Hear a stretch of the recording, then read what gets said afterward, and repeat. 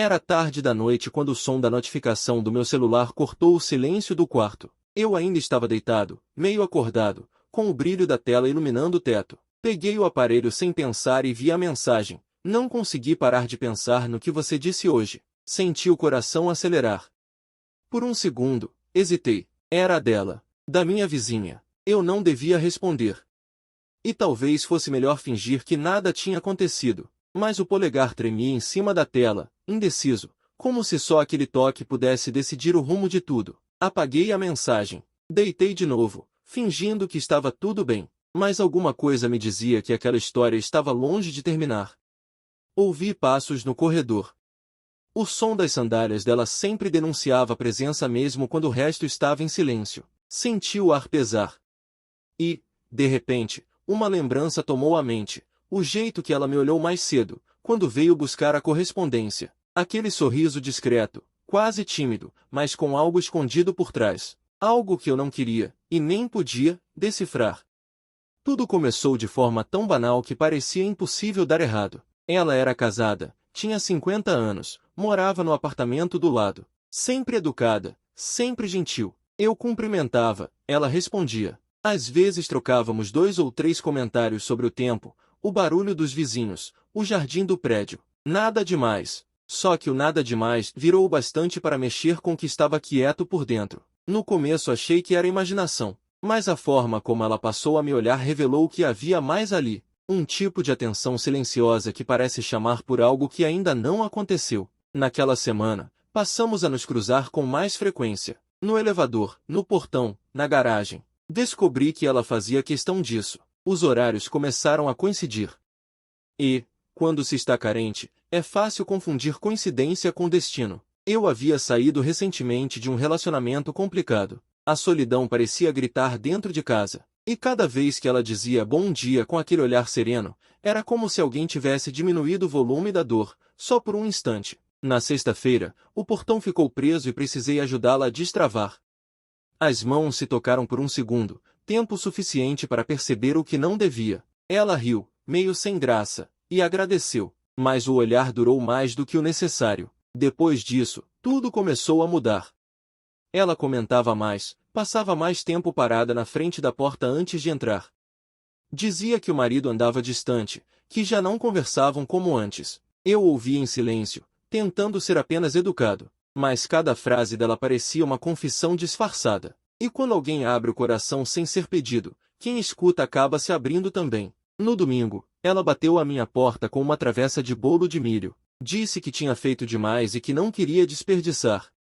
O cheiro do bolo ainda quente preencheu o apartamento. Convidei-a para entrar por reflexo, sem pensar, e ela aceitou. Ficou em pé por um instante, observando o ambiente, e comentou que meu apartamento era calmo. Fiquei sem saber o que responder, então ofereci café. Ela aceitou de novo, e quando sentou no sofá, o silêncio virou uma conversa inteira. Falamos de trabalho, de música, de coisas que nem sei por que mencionei. Às vezes, o conforto vem da presença errada. Quando ela se levantou para ir embora, encostou a mão no meu ombro e disse: "Você me faz sentir leve, sabia?" A voz saiu fraca, mas sincera. E foi aí que percebi que estávamos no limite de algo que não deveria acontecer.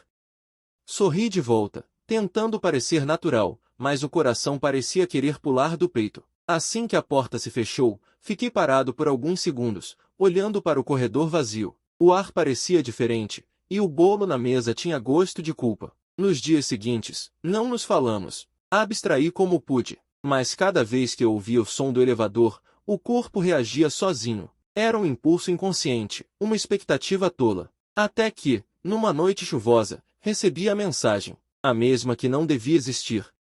Não consegui parar de pensar no que você disse hoje. Só que eu não tinha dito nada significativo. Apenas algo simples, tipo, espero que esteja bem. Mas talvez ela não estivesse. O que mais me assustava era o quanto minha mente já esperava por aquilo. Passei o resto da noite acordado, encarando o teto, pensando em 1000 formas de apagar tudo antes que fosse tarde demais. O problema é que já era tarde. A lembrança do toque, do olhar, do som da voz dela, tudo aquilo tinha se infiltrado de um jeito que não dava mais para fingir. Existe um ponto em que o desejo e a culpa se confundem, e a linha que os separa parece desaparecer. Na manhã seguinte, Quando saí do apartamento, ela estava no corredor. O cabelo solto, o café na mão, o mesmo sorriso de sempre. Disse bom dia como se nada tivesse acontecido. Eu respondi, tentando parecer indiferente. Mas o olhar dela entregava tudo. Era o tipo de olhar que carrega segredos e promessas ao mesmo tempo. E quando ela perguntou se eu podia ajudá-la a carregar umas caixas da garagem, aceitei sem pensar muito. Enquanto descíamos, ela começou a falar da juventude, das coisas que gostaria de ter feito. Ria de si mesma, dizia que estava ficando velha, que o tempo passa rápido demais. Quando chegamos à garagem, ficou em silêncio por uns segundos e então disse, sabe o que é pior de envelhecer? É sentir que ninguém te vê mais. Aquilo me atravessou, porque, no fundo, eu sabia do que ela estava falando. Ela olhou para mim, e pela primeira vez, não havia disfarce. Era puro desejo misturado à dor. Ficamos ali parados, um de frente para o outro, e tudo dentro de mim dizia que eu devia ir embora. Mas não fui. O som de um carro se aproximando quebrou o momento. Ela se afastou, baixou os olhos e agradeceu pela ajuda. Voltamos em silêncio. Antes de entrar no apartamento, ela virou-se, sorriu e disse baixinho, você não é como meu marido, é bem melhor. Fiquei imóvel. Aquela frase ficou ecoando, repetindo, como uma canção que a gente não consegue esquecer. Era tarde demais para voltar a ser só vizinhos. E, naquele instante, percebi que o que tinha começado com um olhar estava prestes a se transformar em tempestade. No dia seguinte, tentei seguir a rotina como se nada tivesse acontecido, mas o pensamento dela ficou comigo como um som que não para ecoar. Cada detalhe da frase que ela disse se repetia na cabeça, como se tivesse se gravado dentro de mim. Você não é como meu marido, é bem melhor. Passei o dia inteiro tentando entender o que ela queria dizer. Era só um elogio ou um convite? O coração insistia em responder antes da razão. Quando cai a noite, percebi que estava esperando encontrá-la de novo, e essa espera acabou sendo o primeiro erro. Bati o olhar no corredor várias vezes, ouvindo passos que não eram dela. O prédio parecia ter ficado mais silencioso, como se cada som carregasse uma intenção oculta. Até que ouvi o som da chave girando na fechadura do apartamento dela. A porta abriu devagar, e ela saiu com o cabelo preso e uma sacola de lixo na mão. Olhou para mim sorrindo como se soubesse que eu estava ali. Oi, disse simples, como se não tivesse transformado minha cabeça num turbilhão. Respondi, travado. Ela caminhou até a lixeira e voltou devagar, como quem não queria que o momento acabasse. Quando passou ao meu lado, encostou o ombro em mim sem querer. Ou talvez de propósito. Deitei mais tarde e fiquei pensando se ela estava acordada. Foi então que escutei o som do celular vibrar. Outra mensagem. Fiquei pensando na conversa de hoje. Você é diferente. A respiração acelerou. Toquei na tela, digitei algo e apaguei em seguida. Escrevi de novo. Melhor a gente não conversar assim. Enviei, mas ela visualizou e respondeu rápido. Eu sei, mas não consigo evitar. O peito apertou, o corpo inteiro reagiu, como se uma parte de mim quisesse acreditar que era só um erro, e a outra desejasse mergulhar nele. No dia seguinte, evitei sair nos horários em que ela costuma aparecer. Trabalhei o dia todo de casa e tentei focar, mas a concentração não durava. O som do elevador se tornando presença constante, o barulho da água em seu apartamento, o cheiro de perfume no corredor. Tudo nela parecia me cercar. Até que, no fim da tarde, alguém bateu na porta. Abri, e lá estava ela. Seu interfone está desligado, eu tentei avisar, disse, segurando um bilhete da administração do prédio. O olhar dela era tranquilo, mas havia algo diferente. Um silêncio carregado. Ficou parada, como se estivesse esperando que eu dissesse para entrar. E eu disse. Ela entrou, olhou ao redor e comentou algo sobre a claridade da sala. Sorri de canto. Conversa rápida, banal. Mas, em meio às palavras, ela foi se aproximando. Ficou perto o suficiente para que eu sentisse o cheiro de seu perfume. O tempo pareceu parar. Por um instante, nenhum dos dois falou nada. Ela baixou os olhos, respirou fundo e tocou meu braço, leve, quase pedindo permissão. Perguntou se eu ficava muito tempo sozinho ali. Respondi que sim, que às vezes era insuportável. Ela sentiu, como quem entende de solidão. Disse que, quando o marido chegava, o silêncio em casa era diferente, que o vazio parecia maior justamente porque alguém estava lá. Contei que entendia o que ela queria dizer, e percebi que essa foi a resposta errada. Tudo ficou pequeno entre nós. O ar, o espaço, a distância. Até que um barulho de portas batendo no andar de cima nos fez recuar. Ela riu, meio envergonhada, e disse que precisava ir. Antes de sair, olhou para mim e falou num tom quase sussurrado: "Promete que não vai se afastar." Não consegui responder. Só fiquei olhando enquanto ela sumia pelo corredor. Nos dias que vieram, a tensão aumentou. Passamos a trocar mensagens curtas, simples, como se estivéssemos ensaiando uma amizade que todos sabiam não existir. "Bom dia. Dormiu bem? Choveu muito aí?" Coisas assim. Mas por trás de cada frase existia um vazio disfarçado. Até que ela desapareceu por uns dias. Nenhuma mensagem, nenhum sinal. E quando tentei me convencer de que era melhor assim, vi o marido dela descer no elevador com uma mala nas mãos. Um olhar frio, distante, quase agressivo. Cumprimentou com a cabeça, e naquele gesto eu entendi que ele sabia de alguma coisa. Fiquei inquieto o resto do dia. Parecia que o ar dentro do prédio tinha mudado de peso. E quando a noite chegou, a campainha tocou. Era ela, com os olhos vermelhos e uma expressão de quem não sabia por onde começar. "Posso entrar?" perguntou. A voz estava trêmula. Fechei a porta atrás dela, sem dizer nada. Ficamos em silêncio por longos segundos até que ela começou a falar. Disse que o marido tinha ido embora, que tinham brigado, que alguém contou algo, mas ela não sabia exatamente o que. Falava rápido, como quem tenta se livrar de um peso impossível. Eu apenas ouvia, tentando entender onde estávamos chegando. Ela sentou no sofá e tapou o rosto com as mãos. Chorava baixo, sem escândalo, mas com uma dor que era quase palpável. Sentei ao lado, sem saber o que fazer. Toquei seu ombro, e ela segurou minha mão, forte. "Você não devia se aproximar de mim", falou, mas já se aproximou. Naquele instante, tudo desabou. O beijo aconteceu sem aviso, sem lógica. Foi intenso e errado, cheio de tudo que não devia existir. Quando se afastou, ficou um silêncio enorme, como se o mundo tivesse parado lá fora. "Eu não posso mais voltar para o que era antes", ela disse, tentando se recompor. E antes que eu dissesse qualquer coisa, levantou e saiu. Fiquei sentado olhando nada. O gosto do beijo ainda estava presente, misturado com culpa. A mente insistia em recapitular cada segundo, enquanto o corpo reagia entre o desejo e o arrependimento. Tentei ligar a TV, colocar alguma música, qualquer coisa que me tirasse daquele estado, mas nada funcionava. Foi então que ouvi o som do portão batendo. Ela estava indo embora. A vontade de correr atrás era enorme, mas as pernas não obedeciam. Naquela noite, dormi mal, com uma sensação amarga de que alguma fronteira tinha sido quebrada para sempre. Nos dias seguintes, a presença dela sumiu completamente. Nenhum sinal, nenhum ruído, nem passos no corredor. Tudo ficou quieto demais. E o vazio, que antes era uma opção, virou punição. Entrei numa rotina automática, tentando preencher o tempo, mas cada canto do apartamento parecia guardar uma lembrança dela. Um cheiro, uma imagem, um fragmento.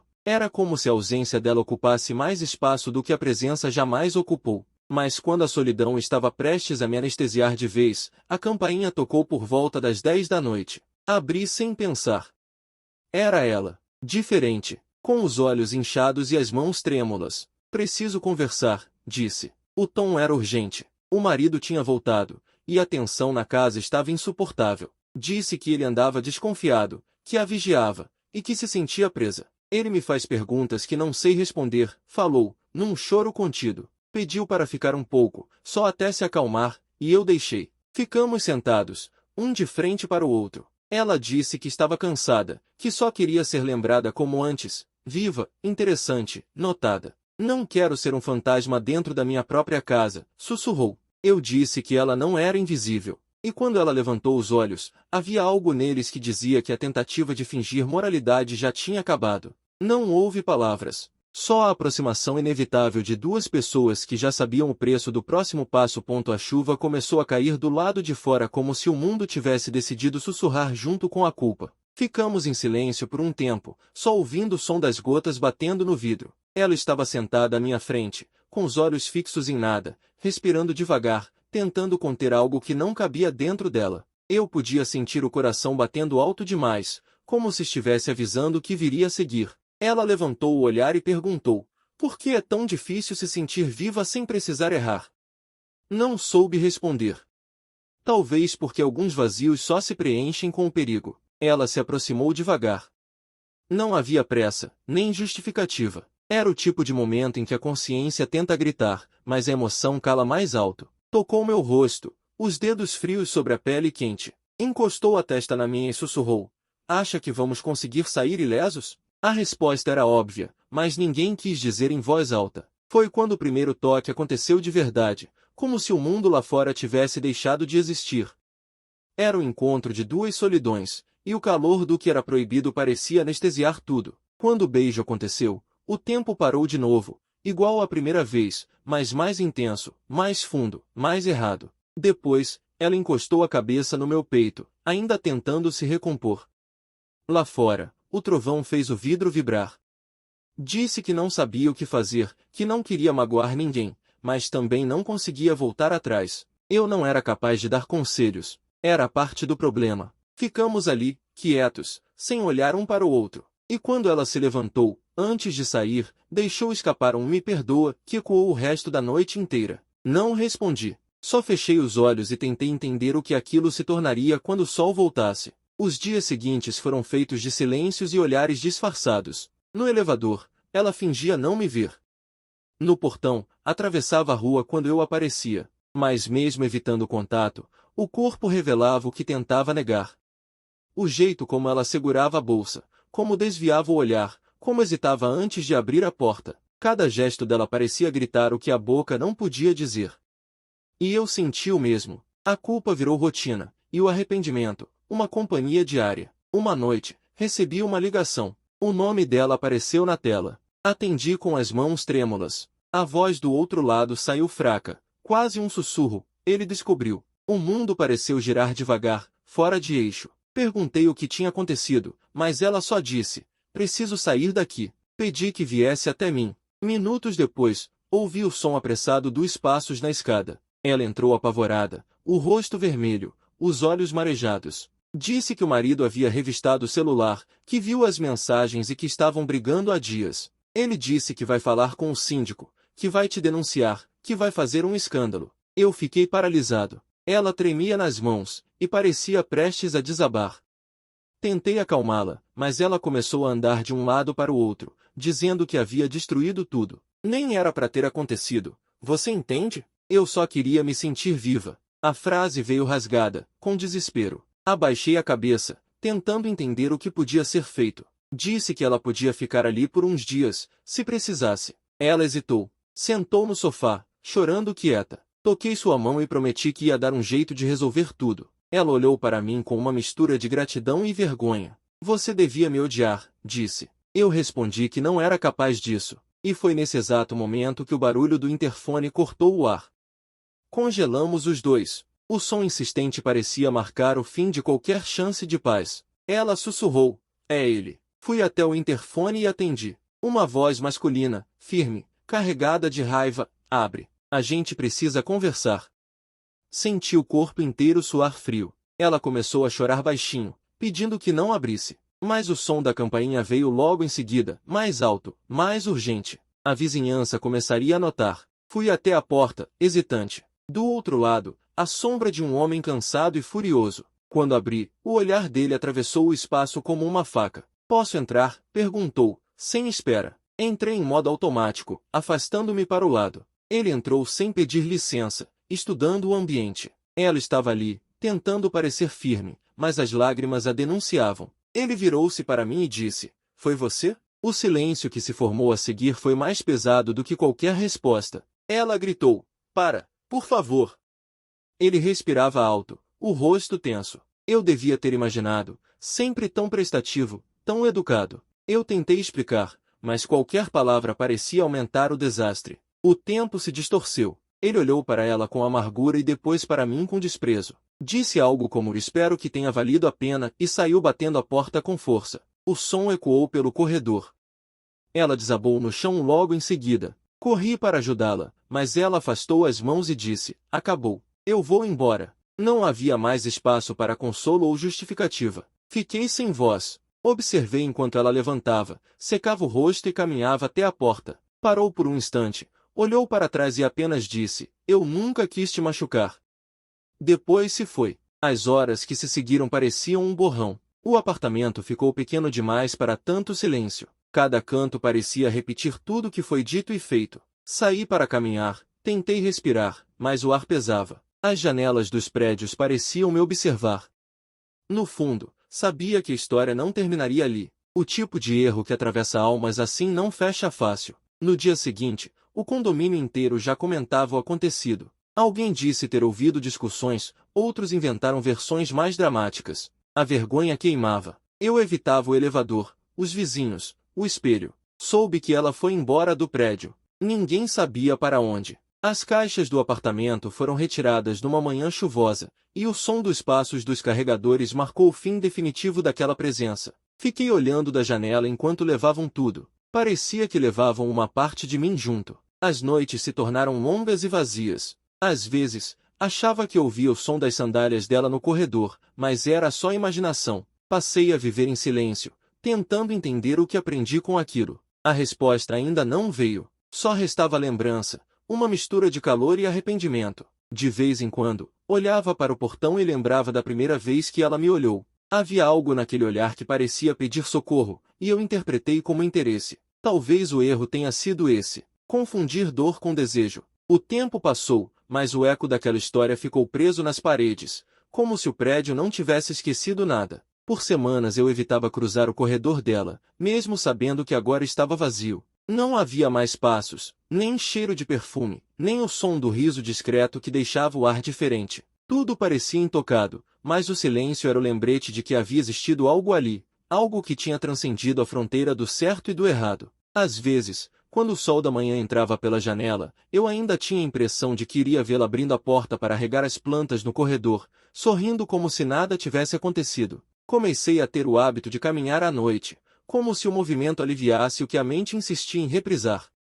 Cada esquina me lembrava dela. O supermercado, o portão de entrada, o banco onde ela sentava para esperar o táxi. Tudo carregava um vestígio, e quanto mais eu tentava esquecer, mais a lembrança parecia se intensificar. Descobri que o esquecimento não vem com o tempo. Ele só chega quando se aprende a conviver com a memória sem se perder nela. Mas naquele momento, eu ainda estava longe disso. Uma madrugada, voltando da caminhada, vi uma luz acesa no antigo apartamento dela. O coração disparou, mesmo antes da mente reagir. Subi com passos lentos, sem entender o que esperava encontrar. Quando cheguei à porta, percebi que não havia ninguém. A luz vinha de um abajur esquecido, que alguém da limpeza devia ter deixado ligado. Fiquei parado ali por alguns segundos, olhando o número na porta, lembrando de cada cena, cada palavra dita. Quase toquei na maçaneta, mas desisti. Era como abrir uma ferida que estava aprendendo a fechar sozinha. Decidi viajar por uns dias. Fui para a casa da minha irmã no interior, achando que mudar o cenário resolveria as coisas. As conversas simples, o barulho do vento entre as árvores e o ritmo lento da cidade pequena foram me afastando, pouco a pouco, da obsessão. Mas à noite, quando o mundo ficava quieto, o pensamento dela voltava. Não pelo desejo em si, mas pelo mistério do que poderia ter sido se nada tivesse dado errado. A mente humana tem uma mania cruel de romantizar o que destrói. Um mês depois, recebi um envelope sem remetente. Dentro, uma carta escrita à mão. O papel cheirava a perfume. O mesmo dela. As primeiras linhas tremiam, como se tivessem sido escritas às pressas. Eu precisava te escrever, porque há coisas que não consigo apagar do pensamento. Fui embora porque era o certo, mas o certo nem sempre traz paz. Li cada palavra devagar, com o coração pesado. Ela dizia que estava em outra cidade, tentando recomeçar, que o marido havia aceitado o afastamento e que talvez nunca mais voltasse. No fim, havia uma frase que grudou na mente. Obrigada por me lembrar que ainda havia algo vivo aqui dentro, mesmo que tenha sido à custa do que não devíamos ter feito. Dobrei a carta e fiquei olhando para o envelope por longos minutos. Não sabia se era alívio ou dor o que estava sentindo. Desde aquele dia, algo mudou em mim. Comecei a olhar para as pessoas com outra perspectiva. Percebi quantas vezes deixamos de enxergar o que se passa dentro do outro. Ela só queria ser notada, e eu também. O erro foi confundir compreensão com amor, carência com destino. O ser humano tem essa necessidade estranha de buscar abrigo em lugares instáveis, achando que pode controlar o que sente. Mas sentimentos são indisciplinados. Eles nascem onde não deviam e desaparecem quando mais precisamos deles. Uma tarde, sentei na varanda com uma xícara de café. O prédio parecia diferente, mais frio, mais distante, como se a ausência dela tivesse reconfigurado o espaço. Do andar de cima, uma nova moradora limpava a janela e acenou para mim com simpatia. Sorri de volta por reflexo, mas dentro havia um muro. Um muro que eu mesmo construí para não repetir o mesmo erro. Aprendi que o problema do arrependimento não é o que ele destrói, mas o que ele impede de recomeçar. Alguns meses depois, o síndico me parou no elevador e comentou que o marido dela voltará sozinho para buscar documentos. Disse que estava abatido, mas tranquilo. Agradeci pela informação e continuei em silêncio até o andar. Quando o elevador abriu, fiquei parado, encarando o corredor vazio. Era como se o passado estivesse ali me observando. Entendi que havia chegado a hora de deixar aquele lugar também. No mesmo dia, enviei uma notificação de mudança. Eu precisava de outro cenário, de um novo começo. No último dia antes da mudança, decidi atravessar o corredor uma última vez. Toquei com os dedos na porta dela, como se isso encerrasse o ciclo de alguma forma. Fechei os olhos e deixei a memória vir.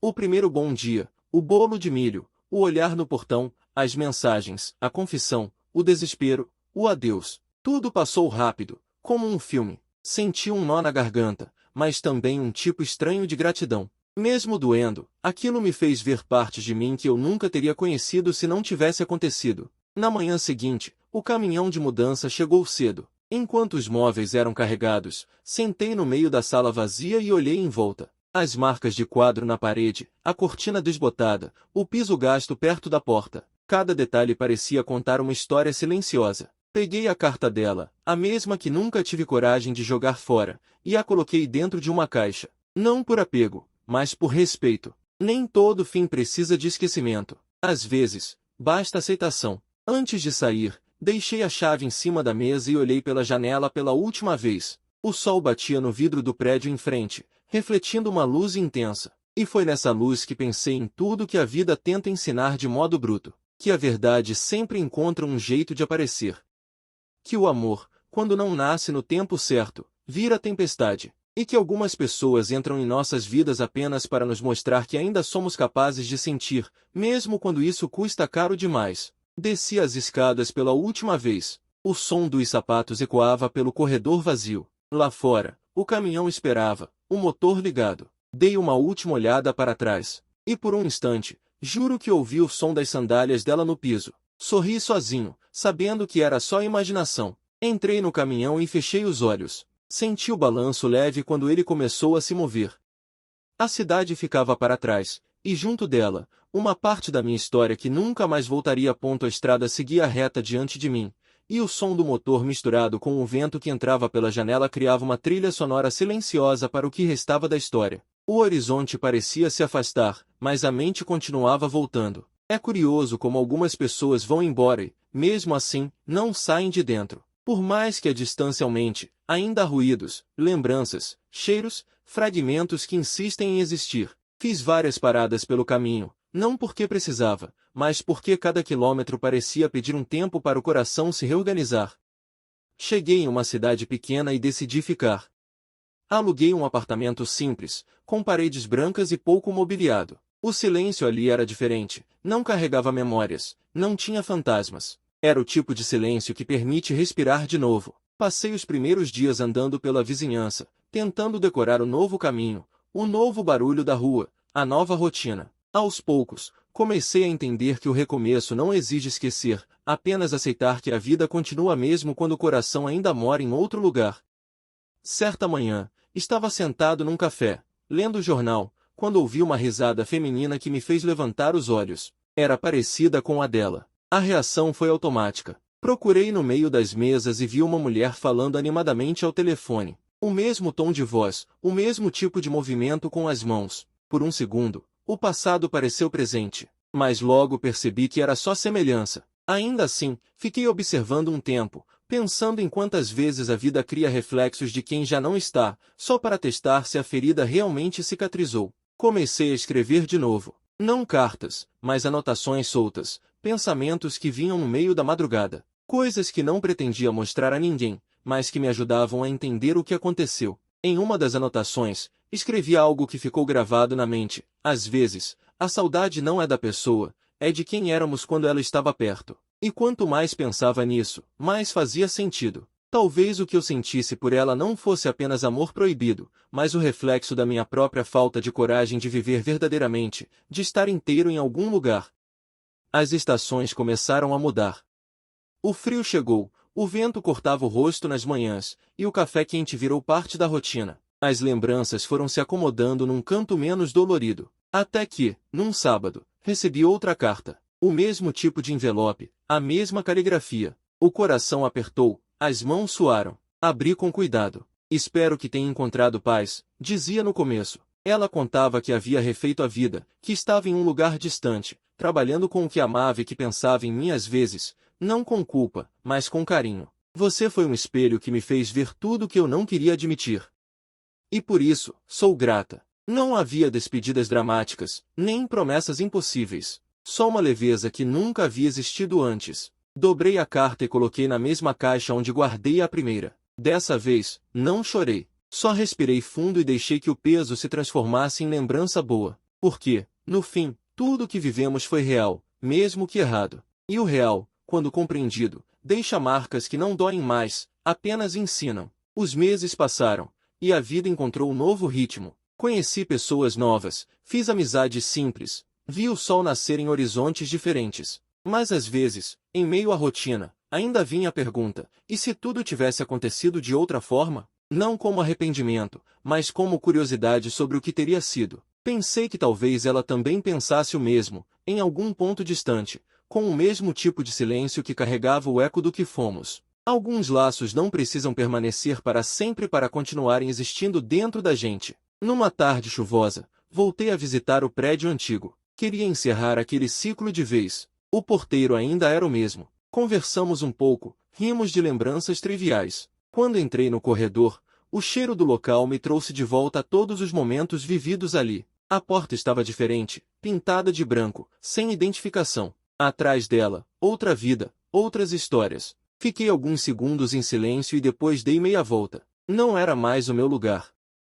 Desci as escadas em paz, sem pressa, com a certeza de que finalmente o passado ficava onde devia ficar, no passado. No caminho para casa, percebi algo que nunca tinha entendido antes. A história toda, com seus erros e dores, não tinha sido um castigo, mas um espelho. Cada escolha errada me mostrou o valor daquilo que eu não queria perder de novo, a minha própria paz. E talvez fosse isso que ela quis dizer quando falou sobre querer se sentir viva. No fundo, todos procuram o mesmo, de formas diferentes. A diferença é que alguns aprendem tarde demais o preço disso. Ao chegar em casa, abri as janelas e deixei o vento entrar.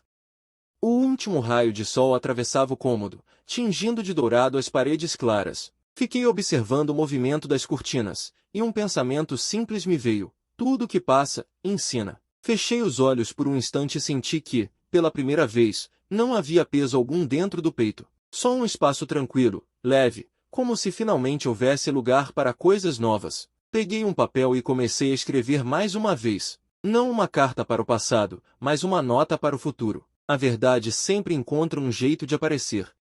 E quando ela chega, nada permanece igual. Escrevi, dobrei e deixei sobre a mesa. Era o encerramento de um ciclo. Peguei o casaco, saí para a rua e caminhei sem rumo, misturado às pessoas, ao vento, à vida que seguia. A chuva fina caía devagar, lavando a calçada e levando junto o que ainda restava de culpa. A cada passo, o som dos carros, das vozes e das gotas parecia formar uma nova melodia. Era o ritmo simples e honesto do recomeço.